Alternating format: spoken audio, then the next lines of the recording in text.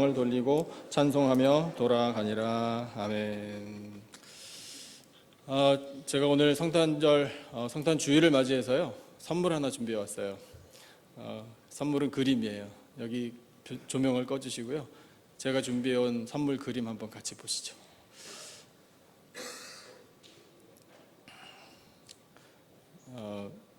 무슨 그림인지 금방 보시면 아시겠죠.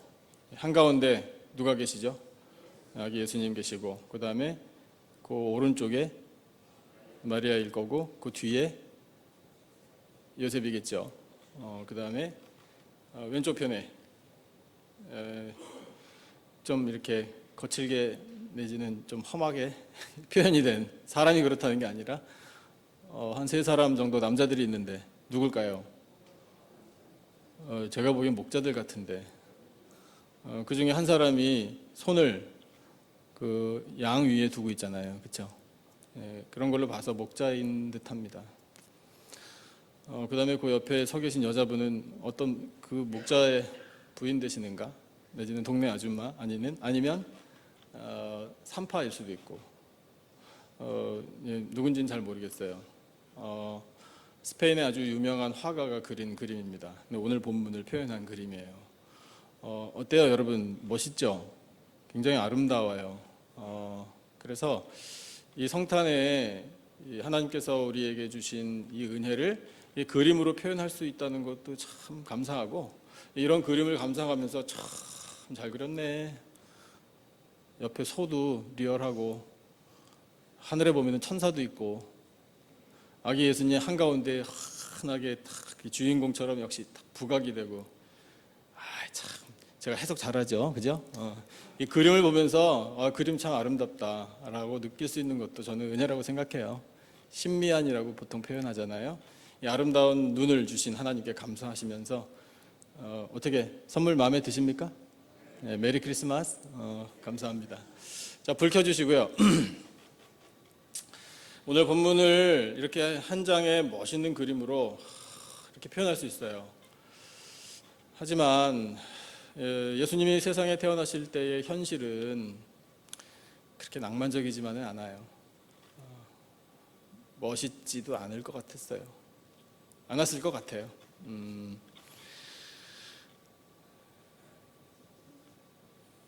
그런데 이 예수님 세상에 태어나실 때요, 하나님께서 그렇게 세련되고 뭐 하지는 않을지 모르지만, 그럼에도 불구하고 가장 아름다운 현장으로 만들어 주셨습니다.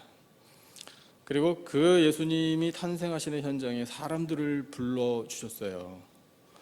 그 사람들과 더불어 천사까지 동원하셨는데 여기에 공통점이 있어요. 그 영적인 공통점이 오늘 우리에게 주시는 은혜이고, 하나님께서 우리에게 기대하시는 바입니다. 그게 뭐냐면 그들에게 메시지를 주셨다라는 뜻이에요. 그리고 그 메시지를 받은 사람들이 메신저들이 됐어요. Messengers for Christ가 됐어요. 그러니까 그것이 오늘 우리가 마음에 담아야 할 하나님의 마음이에요. 그러니까 하나님께서 우리에게 기대하시는 바예요. 여러분, 성탄의 메시지를 다 받으셨죠?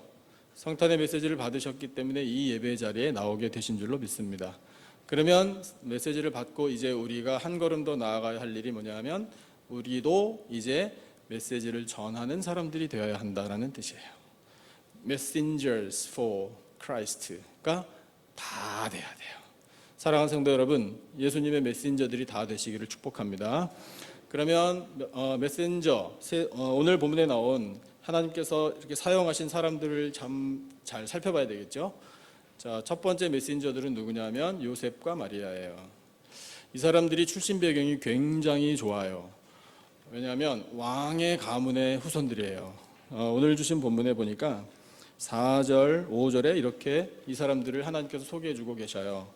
4절과 5절인데 같이 한번 읽어볼까요? 한 목소리로요. 시작. 요셉도 다윗의 집 족속이므로 갈릴리 나사렛 동네에서 유대를 향하여 베들레헴이라 하는 다윗의 동네로 그 약혼한 마리아와 함께 호적하러 올라가니 마리아가 이미 잉태하였더라. 요셉이 다윗의 집 족속이래요. 왕의 후예예요. 마리아도 마찬가지예요. 그러면 이 사람들은 굉장히 영예로운 사람들이에요. 그 자존감과 또 자부심이 굉장히 대단했을 거예요. 하지만 그게 지금 로마가 다스리는 그 당시에는 아무런 효과가 없어요. 그게 통하지가 않아요. 왕의 후예인데 무슨 뭐 이득도 없고요. 자랑할 것도 없어요. 그런데 하나님께서는 이 두 사람을 부르셨어요. 그리고 사용하셨어요. 그리고 메시지를 주셨습니다. 사명도 주셨어요. 감당하기 힘든 일이에요. 하지만 그들은 감당했어요. 역시 그럴 때에 다윗 왕가의 후손다운 면모가 드러나요. 믿음. 그들의 믿음을 보신 하나님께서 그들이 믿음으로 이 하나님이 허락하신 사명을 감당하게 하신 거예요. 베들레헴으로 가게 되었잖아요. 이것도 그냥 일어난 일이 아니에요. 로마 황제가 각각 자기 출신 고향으로 다 가서 인구 센서스에 동참하라. 그때 그런 일이 있었다. 그 정도가 아니고요. 여러분, 이것은 하나님의 약속의 성취예요. 구약 성경에 보면 미가 5장 2절에 이런 구절이 있어요. 같이 한번 읽어볼까요? 한 목소리로 시작. 베들레헴 에브라다야, 너는 유다 족속 중에 작을지라도 이스라엘을 다스릴 자가 내게서 내게로 나올 것이라. 그의 근본은 상고에 영원에 있느니라. 아멘. 영원할 것이다. 베들레헴. 왜? 이 베들레헴에서 메시아가 나실 것이니까. 여러분, 이것이 하나님의 약속이었고요. 그 약속을 하나님이 성취하시려고 이들을 베들레헴으로 인도하신 거예요. 그래서 그 베들레헴에서 출산을 하면 거기서 태어난 아기는 베들레헴 출신 사람이 되는 거예요. 누구? 예수님. 그래서 예수님이 태어나신 곳은 베들레헴이 된 것이 하나님의 뜻입니다. 그런데 낭만적이지 않아요. 멋진 게 하나도 없어요. 현실이요. 왜냐하면 출산을 앞둔 이 임산부가 편안하게 아기 낳을 방 하나 구하지 못해요. 요셉과 마리아가 너무 가난해서 그랬을까요? 그랬을 수도 있겠죠. 하지만 여러분, 그것은요, 그만큼 예수님이 세상에 오실 때 이 세상이 각박했다라는 것을 말해요. 아무리 그래도요, 여러분, 곧 아기를 출산해야 되는 산모한테 방 하나쯤은 내줄 수 있어요. 그게 세상이에요. 그런데 그러질 못했어요. 그만큼 여러분, 예수님은 세상에 태어나실 때 특히 요셉과 마리아가 마음고생, 몸고생을 엄청나게 한 거예요. 그런데 예수님께서 나중에 이런 말씀을 요한복음에서 들려주고 계셔요. 요한복음 16장 21절 말씀을 보면 이런 말씀이 있어요. 이것이 저는 이때에 그렇게 고생한 마리아를 위로해 주시고자 주신 말씀이 아닌가? 그런 생각도 들어요.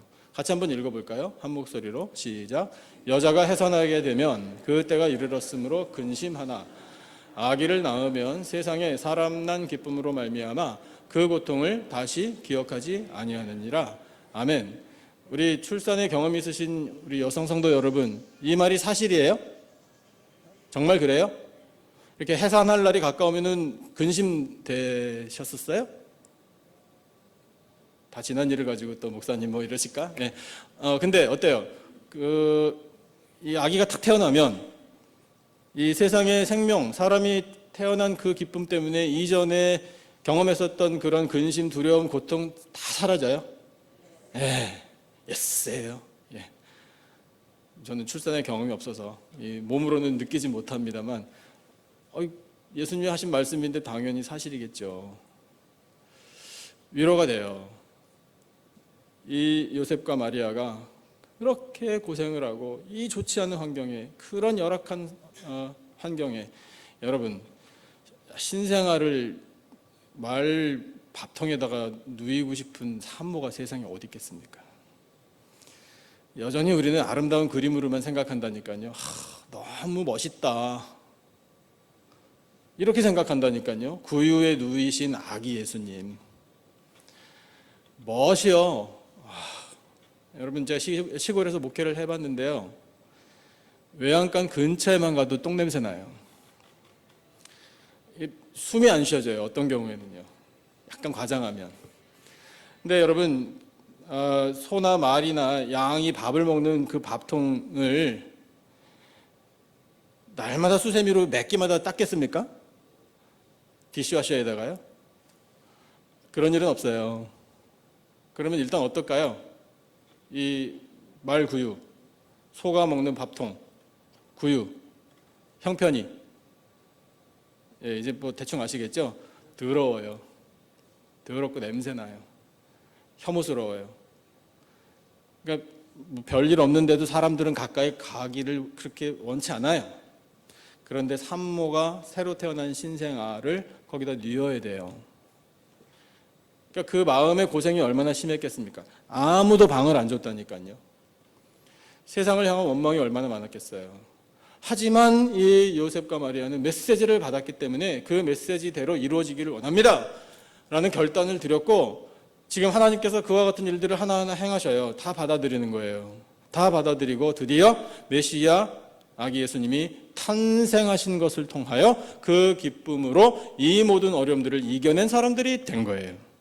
여러분, 그것이 곧 이 사람들이 메시지를 처음에는 받았지만 그 다음에 한 걸음 더 나아가 메시지를 전하는 사람, 메신저 for Christ가 된 거예요. 그러니까 여러분, 우리도 그와 같은 믿음의 사람이 되어야 하지 않겠습니까? 하나님께서 우리에게 메시지를 주셔요. 예수 그리스도 세상에 태어나셨다. 그분은 구세주이시다 라는 메시지를 우리에게 주십니다. 그 메시지 받았습니다. 이제 우리 어떻게 할까요? 그 메시지를 전하는 사람들이 되어야 돼요. 전하고자 할 때에 우리에게 시련이 올 수도 있어요. 하지만 여러분, 믿음으로 이겨내야 합니다. 아니, 믿음이 있으면 이겨낼 수 있습니다. 그것이 하나님께서 오늘 우리에게 원하시는 우리 메신저들의 삶의 모습이에요. 요셉과 마리아와 같은 예수 그리스도를 전파하는 메신저들이 다 되시기를 이 땅에 오신 예수님의 이름으로 축복합니다. 두 번째 메신저들을 바라보죠. 그 사람들은 누구냐면 바로 목자들이에요. 이 목자들 한번 살펴보겠습니다. 8절 말씀 한 절만 읽어볼까요? 8절 우리 다 같이 한 목소리로 시작. 그 지역의 목자들이 밤에 밖에서 자기 양떼를 지키더니 아멘. 목자들의 직업은 당시에는 흔한 직업이었는데 이 사람들의 사회적인 신분이 낮았어요. 그리고 말씀을 한번 조금 더 생각해 보면 양을 지키는데 밤에 밖에서 자기 양떼를 지켰대요. 형편이 안 좋았던 거예요. 낮에는 뭘 했을까요?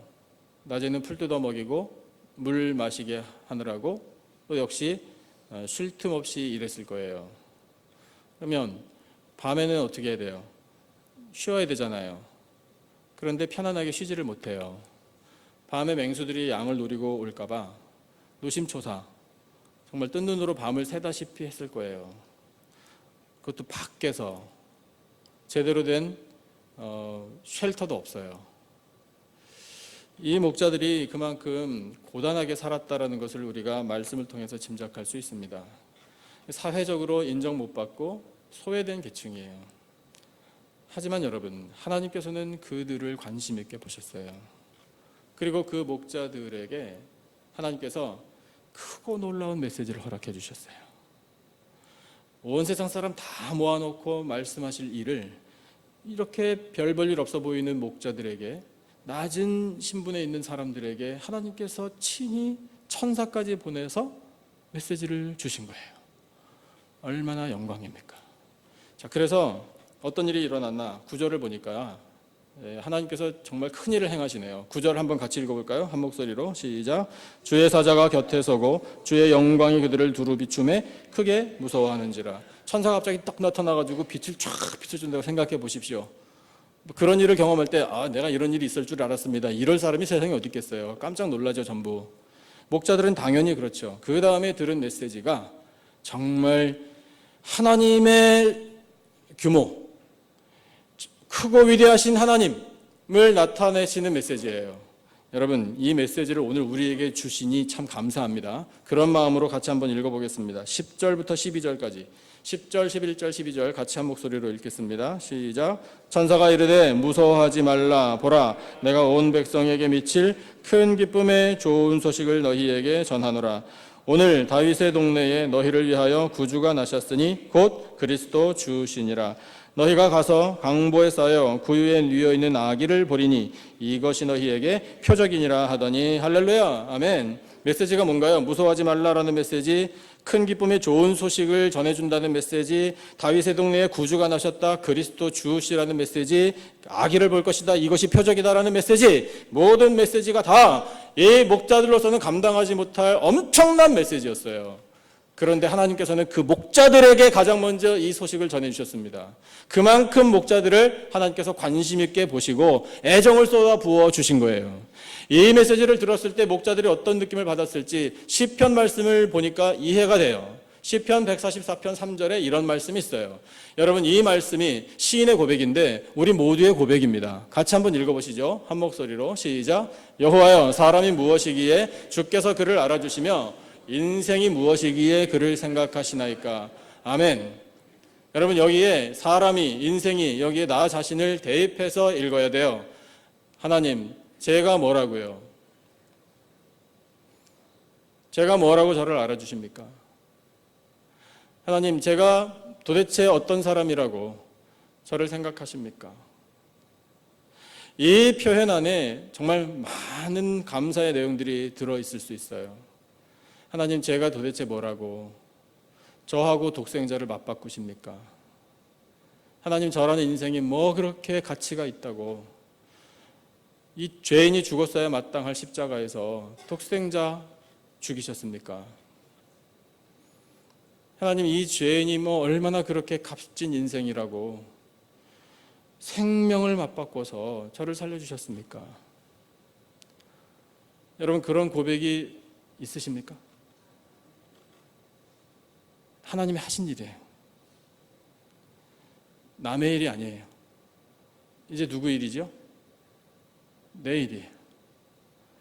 하나님이 누구를 살리려고 예수님을 세상에 보내셨나요? 나를 살리려고요. 그 덕분에 살아요. 맞죠? 여러분, 우리는 고백해야 돼요. 목자들의 마음이 이 한 구절로 이해가 돼요. 그리고 고린도전서 말씀을 통해서도 또 이해가 돼요. 하나님의 마음이 이렇게 표현되어 있어요. 그러나 하나님께서 세상에 미련한 것들을 택하사, 거기 내가 포함되어 있어요. 지혜 있는 자들을 부끄럽게 하려 하시고 세상에 약한 것들을 택하사, 역시 내가 들어있어요. 강한 것들을 부끄럽게 하려 하시며, 그 다음에 28절 하나님께서 같이 한번 읽어주실래요? 시작. 하나님께서 세상에 천한 것들과 멸시받는 것들과 없는 것들을 택하사 있는 것들을 폐하려 하시나니. 29절 시작. 이는 아무 육체도 하나님 앞에서 자랑하지 못하게 하려 하심이라. 할렐루야. 아멘. 내가 잘나서 내가 된 게 아니에요. 오늘의 내가 있게 된 것은 오직 하나님의 은혜라. 고백하실 수 있습니까? 여러분, 그 은혜 중에 가장 큰 은혜가 독생자를 우리에게 보내주신 은혜입니다. 목자들이 그런 마음이었어요. 그러나 하나님께서는 그렇지 않다. 너희들은 비천한 사람들이 아니다. 존귀하게 세워주시는 거예요. 그리고 천사를 통해 메시지, 이렇게 엄청난 메시지 들려주셨어요. 메시지 받았어요. 이제 목자들이 어떻게 변했는지 한번 같이 말씀을 보실까요? 오늘 주신 본문 15절부터 20절까지 나와 있는데 간단하게 요약하면 그래요. 목자들이 정신 바짝 차리고 안 돼. 여기 가만히 있을 수 없다. 우리 아기 예수님을 찾으러 가자. 갔어요. 가가지고 아기 예수님 만났습니다. 경배를 드렸죠. 그리고 천사를 통해 들은 메시지를 이 마리아와 요셉에게 그대로 다 이야기해 줬거든요. 이 마리아가 그 목자들이 하는 이야기를 귀담아 들었어요. 귀담아 들으면서 어떤 마음을 가졌을까요? 예, 이 얼굴에 회심의 미소가 나타났을 거예요. 나도 그 메시지 받았는데 여기 똑같은 메시지 받은 목자들이 있구나. 만난 거예요. 우리 처음에 보여드린 그림 있죠? 그 그림에서 이 사람들이 만나 하나님께서 들려주신 메시지를 영적으로 교감하고 있는 게 느껴지는 거예요. 자, 그 다음에 목자들이 어떻게 했는지 20절을 한번 같이 보시죠. 20절 한 목소리로 읽겠습니다. 시작. 목자들은 자기들에게 이르던 바와 같이 듣고 본 그 모든 것으로 인하여 하나님께 영광을 돌리고 찬송하며 돌아가니라. 아멘. 여러분 보세요. 마리아와 요셉, 목자들, 하나님께서 아기 예수님 태어나신 것으로 쫙 모아주셨잖아요. 여러분 거기에 또 하나의 비전이 있어요. 또 하나의 그림. 그게 뭐냐면 바로 교회예요. 교회. 교회가요, 하나님으로부터 받은 동일한 메시지를 공유하고 있는 공동체잖아요. 여러분 우리 동일한 메시지 받은 거 맞아요? 우리 똑같은 예수님 믿는 사람들 맞죠? 예수님이 몇 분입니까? 한 분이잖아요. 예수님이 교회의 주인이요 머리이십니다. 우리는 그 몸을 이루는 지체들로 부름받은 사람들이에요. 우리 모두가 다 똑같은 예수님을 믿고 사는 사람들이에요. 우리 모두가 다 똑같은 예수님 섬기며 사는 지체들이에요. 우리 모두가 연합하여 예수님의 몸이라는 건강한 몸을 이루게 되는 겁니다. 그게 교회예요. 그래서 이 목자들이 경배하고 찬송하고 돌아갔다라고 되어 있는데, 돌아가서 이제 그 다음에 성경에는 안 나와 있지만 우리가 또 상상해 볼 수 있어요. 목자들이 어떻게 살았을까? 다른 목자들을 만났을 때 어떻게 했을까? 당연히 전했겠죠. 우리가 메시아를 만났다고, 우리 이 땅에 태어나신 구주 예수님을 우리가 뵙고 경배를 드렸다고, 하나님께서 우리에게 말씀하셨다고 그 이야기를 했겠죠. 처음에는 메시지를 받은 사람들이었는데 한 걸음 더 나아가 메시지를 전하는 메신저들이 된 거예요. 우리 모두 예수님 이 땅에 태어나셨음을 감사와 기쁨으로 맞아들이고 경배하고 높여드리고 송축하고 찬양하고 영광 올려드리고, 이제 한 걸음 더 나아가 예수 그리스도의 이름을 세상에 담대하게 전파하는 메신저들이 다 되시기를 축복합니다. 그 다음 메신저 세 번째 그룹이 나와요. 이분들은 사람은 아니에요. 그러나 천군과 천사예요. 오늘 주신 본문 13절과 14절을 같이 한번 읽어보겠습니다. 13절 14절 다 같이 한 목소리로 시작. 호련히 수많은 천군이 그 천사와 함께 하나님을 찬송하여 이르되, 지극히 높은 곳에서는 하나님께 영광이요 땅에서는 하나님이 기뻐하신 사람들 중에 평화로다 하니라. 아멘. 수많은 천군이 나오죠. 이 수많은 천군을 다르게 표현하면 엄청나게 많은 숫자의 하늘 군대라고 할 수 있어요. 그리고 그 전에 천사가 와서 목자들에게 메시지를 전해줬잖아요. 그 천사도 천사고 하늘 군대도 천사들의 그룹이에요. 많은 천사들을 하나님께서 만드시고 그들을 부리십니다. 천사의 존재 목적이 하나예요. 천사라는 단어 자체가 뜻하는 게 바로 그건데 메신저예요. 하나님의 메시지를 사람들에게 전하기 위하여 있는 영적인 존재가 천사예요. 그 천사들의 역할이 조금씩 달라서 어떤 천사는 와가지고 말 그대로를 전하기도 하고, 어떤 천사는 기도를 돕기도 하고, 어떤 천사는 군인의 모습으로 오기도 하고, 그 천사들의 엄청난 숫자는 하늘 군대가 되어서 나타나기도 해요. 그래서 전쟁을 치러주기도 합니다. 그와 같은 모든 이 천사 천군들은 다 하나님의 메신저들이에요. 메시지를 전하기 위하여 존재하는 영적인 존재들, 그 천사들을 보면서 우리도 이제 느끼게 되는 거예요. 우리가 비록 천사는 아니지만 그러나 천사들하고 우리 공통점이 있다고요. 왜냐하면 우리도 메시지를 받은 사람들이고 우리도 하나님의 말씀을 맡은 사람들이에요. 그리고 이제 이 말씀을 전해줄 사람들이 돼야 돼요. 우리도 영적인 전쟁을 치러요. 영적인 전쟁에서 승리하시기를 축복합니다. 아니, 승리를 확신하고 나아가시기를 축복합니다. 그러면 이길 수 있어요. 예수 그리스도의 이름이면 승리는 보장되어 있는 것입니다. 그래서 여러분, 우리가 이 땅에서 영적인 전쟁도 치르는 사람들이어서 우리도 천사들과 같은 메신저들이 다 될 수 있는 거예요. 여러분, 기왕의 메신저로 쓰임 받아야 되니까 잘 쓰임 받게 해달라고 도우심을 구하시고 하나님이 주시는 성령의 권능으로 충만하게 덧입혀지셔서 Messengers for Christ 사명 잘 감당하시기를 축복합니다. 그러면 어떻게 뭘 해야 이 메신저다운 메신저가 될 수 있나? 이제 이걸 우리가 알아야 되잖아요. 두 가지 우리 할 일이 있어요.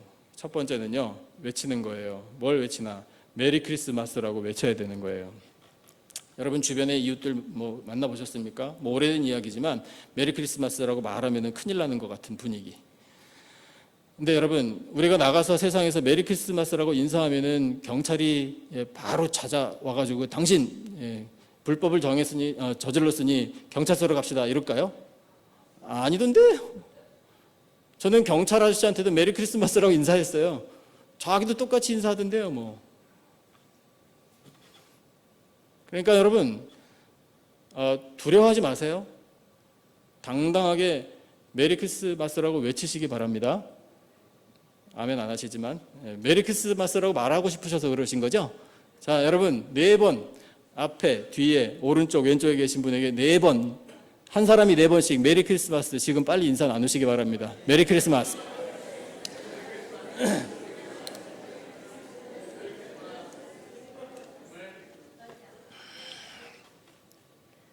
오늘이 제 생일이거든요.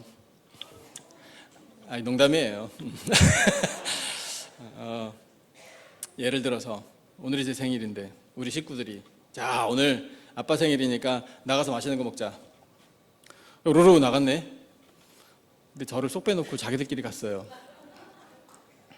멋있는 근사한 레스토랑에 가가지고 맛있는 거 시켜가지고 뭐 먹고 케이크까지 탁 해가지고 촛불 켜고 팍 불고 노래 부르고 파티를 했다고 한번 생각해 보세요. 저는 집에서 라면 끓여 먹고 있고 혼자. 예를 들어서 그러면 제 기분이 어떨 것 같으세요? 참고로 말씀드리지만 저는 상처는 안 받아요. 섭섭하지도 않아요. 그러거나 말거나 이럴 수도 있어요. 근데 그런 일은 안 생기죠. 그게 무슨 가족이에요. 그런 일 안 생기거든요. 그죠? 만약에 그런 일이 생긴다 그러면 참 그 가정은 정말 비정상적이네 이렇게 보이게 되잖아요, 우리가. 근데 그 비정상적인 일이 세상에서 벌어지고 있잖아요. 성탄절이 누구 생일이에요? 말씀을 안 하시기로 작정하신 것 같아요. 성탄절이 누구 생일이시죠? 여러분, 예수님이라는 이름을 입에 자주 표현하세요. 예수라는 이름을 입에 달고 사십시오. 그게 사는 길이에요. 건드리면 예수가 나와야 돼요. 말로라도요.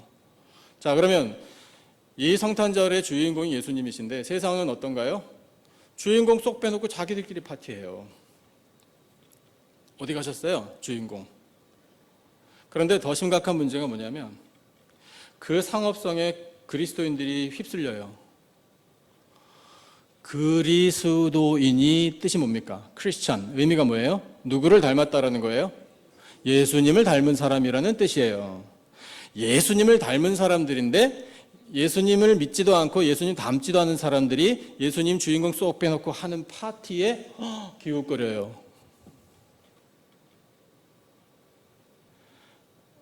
우리는 말고 제대로 서지 못한 페이크 크리스찬들이 그렇게 휩쓸리죠.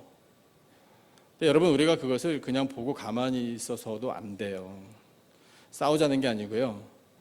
외치자고요. 메리 크리스마스. 이날은 예수님 생일입니다. 이날은 예수님이 세상에 오셨기 때문에 우리가 마땅히 축하하고 경배해야 합니다. 이 모든 축하와 경배를 받으실 분은 이날의 주인공이신 예수님이십니다 라고 전해야 된다고요. 부드럽게요. 인자한 말과 행동으로요. 감동을 주면서요. 꼭 그렇게 하시기를 축복합니다. 그 다음에 할 일이 있어요. 그 다음에 할 일은 오늘 본문 14절에 나와 있는 한 단어를 우리가 잡으면 돼요. 14절에서 여러분 한 단어를 캐치하셔요. 같이 읽어보겠습니다. 14절 시작. 지극히 높은 곳에서는 하나님께 영광이요 땅에서는 하나님이 기뻐하신 사람들 중에 평화로다 하니라. 아멘. 한 단어 혹시 잡으셨어요? 평화예요. 평화. 여러분, 메신저들은요 평화를 이루어가는 사람들입니다. 피스메이커. 평화를 그런데 우리가 생산해내는 건 아니에요. 평화도 하늘로부터 하나님께서 우리에게 주시는 하늘의 선물입니다. 그래서 그 평화를 우리 가슴에 가득 안고 살면 그 평화를 세상에 나가서 이룰 수 있어요. 전해주는 거예요. 평화의 반대가 뭡니까? 불화예요. 불화를 몰아내야 돼요. 불화의 씨앗이 될 만한 것들부터 추방시켜 버려야 돼요. 그러려면 불화하지 말아야지, 싸우지 말아야지, 미워하지 말아야지, 이것도 방법이 될 수 있으나 더 좋은 방법은 뭐냐면 평화를 가슴에 안는 거예요. 평화를 누리는 거예요. 평화를 추구하는 거예요. 그것이 내 인격을 수양해서가 되는 게 아니라 내 안에 예수 그리스도를 모시고 살면 가능해요. 그러니까 여러분, 예수님을 우리가 잘 믿어야 돼요. 불화가 생기는 카테고리들이 있어요. 하나님과 나 사이에 불화가 있었어요. 그 불화를 해결할 수 있는 열쇠는 예수 그리스도의 십자가 보혈밖에는 없어요. 그러므로 여러분, 예수님을 잘 믿어서 하나님과 평화하시기를 축복합니다. 그 다음에 나와 다른 사람들의 관계죠. 그것이 크고 작은 많은 관계들이에요. 이것이 비중이 굉장히 크게 느껴져요. 그런데 그런 모든 인간관계 가운데 불화를 없애버리려면 방법은 하나밖에 없어요. 똑같아요. 예수님을 믿는 것밖에는 방법이 없어요. 그래야 마음에 여유가 생겨요. 그래야 내 마음에 은혜가 넘쳐나요. 그래야 사람이 인격적으로 변화되는 거예요. 예수님 잘 믿어 모든 관계 가운데 평화를 이루어 가시기를 축복합니다. 그 다음에 세 번째 카테고리는 나와 피조물의 관계예요. 환경이 파괴돼서 내가 피해를 받아요. 직접적인 피해를 안 받는다고 우리가 그렇게 생각할 일이 절대로 아니에요. 위험해요, 세상이. 그런데 여러분, 그것이 인간의 죄의 대가잖아요. 그것 때문에 인간과 피조물들의 관계에 불화가 자꾸 생겨요. 이것을 없애려면요, 하나님께서 창조하신 세상 잘 지키고 보존하고 하나님 명령대로 살아야 돼요. 그러려면은 예수님을 믿어야 돼요. 예수님을 믿어야 창조신앙이 세워지는 것이고, 이 세상을 아름답게 만드신 하나님께 감사하면서 이것을 잘 지켜나가는 지상 명령도 감당할 수 있는 거예요. 그러니까 여러분, 모든 관계 가운데에 이 불화를 없앨 수 있는 유일한 방법은 예수님밖에는 없어요. 그 평화를 이루어 가기 위하여 우리 기도해야 돼요. 하나님, 저를 평화의 도구로 써주시기를 원합니다. 라고요. 오래전에 어떤 성자가 기도했던 것처럼, 주여 나를 평화의 도구로 써주소서. 이렇게 우리가 기도하면서 내가 가는 곳에 가면 거기 혹시나 불화가 있더라도 해결되는 놀라운 은혜, 이것을 허락해 주십시오 라고 우리가 기도해야 돼요. 1914년에 1차 세계대전 중에 있었던 일, 여러분 아마 대부분 많이 아실 거예요. 크리스마스 이브잖아요. 프랑스하고 벨지움의 국경쯤에 있었던 이 연합군과 또 독일군, 더 작게는 독일군과 영국군 사이에 너무 오랫동안 전쟁이 계속됐어요. 그리고 그 전투가 일어나는 지역이 굉장히 길었어요. 그 전선을 쭉 통틀어서 서부 전선이라고 보통 이야기하잖아요. 그런데 그 어떤 곳에서 병사들 사이에 잠시 휴전하고 평화를 누리는 작지만 영향이 큰 사건이 있었어요. 그렇게 이들이 휴전을 하고 평화를 누릴 수 있었던 그 중간에 무엇이 있었는가? 고요한 밤, 거룩한 밤, 찬송이 있었어요. 고향으로부터 편지와 선물을 이 병사들이 받았어요.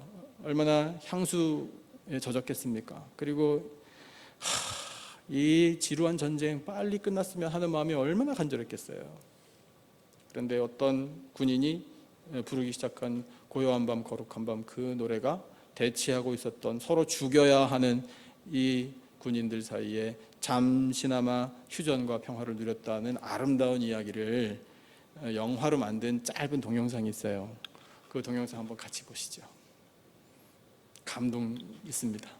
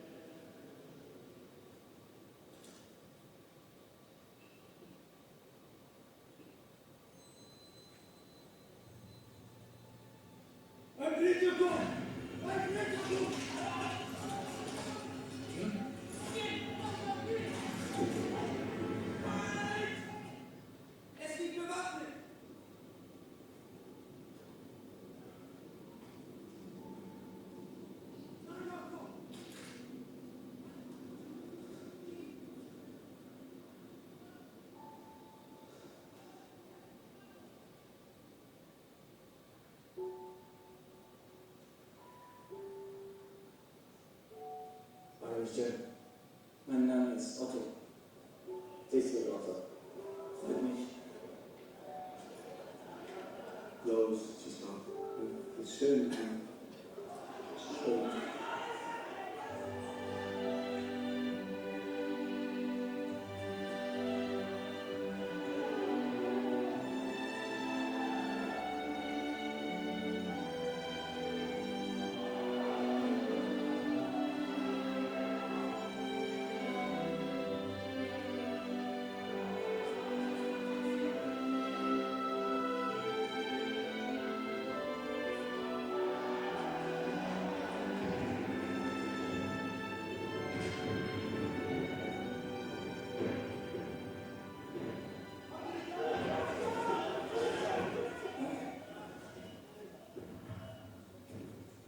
Happy Christmas. Wohl.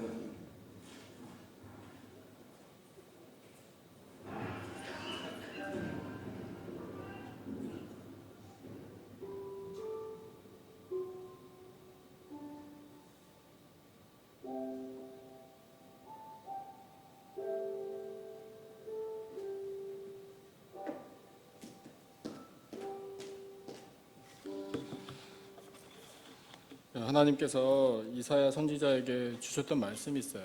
그 말씀 한번 좀 띄워주실래요? 이사야 2장 4절 말씀을 보면 이런 말씀이 있습니다. 한번 같이 읽어주셔요. 시작.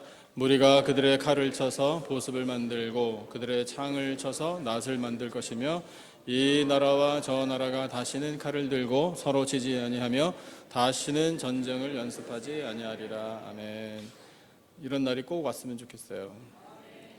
여러분, 우리가 메시지를 받은 사람들입니다. 하늘의 메시지, 구주 예수 그리스도의 탄생의 메시지를 받은 우리들이에요. 하나님이 우리에게 기대하시는 바는 세상에 나가 messengers for Christ 되라는 뜻입니다. 우리 세상에 나가 예수 그리스도의 이름을 전파하고 메리 크리스마스 인사 많이 하시고 불화가 있는 곳에 평화를 이루어 영광 나타내고 우리 하나님 주는 놀라운 은혜, 이 평화의 복을 누리며 살아가는 복된 인생들이 다 되시기를 이 땅에 오신 예수 그리스도의 이름으로 축원합니다. 기도하겠습니다. 하나님, 은혜를 감사합니다. 하나님께서 예수 그리스도의 탄생을 메시지로 주신 사람들을 불러주시고 오늘 저희들에게도 그 메시지를 허락해 주셔서 감사합니다. 그들 모두가 다 Messengers for Christ가 됐던 것처럼 저희들도 이 시대에 예수님을 전하는 메신저들이 되기를 원합니다. 세상에 나가 이 땅에 오신 예수 그리스도를 높여드리며 마음껏 전파하기 원합니다. 불화가 있는 곳에 나아가 평화를 이루어 나가는 사람들이 되기를 원합니다. 주여, 저희들을 통해 이 땅에 하나님의 뜻이 이루어지게 하여 주시옵소서. 감사하오며 이 땅에 오신 예수 그리스도의 이름으로 기도드리옵나이다. 아멘.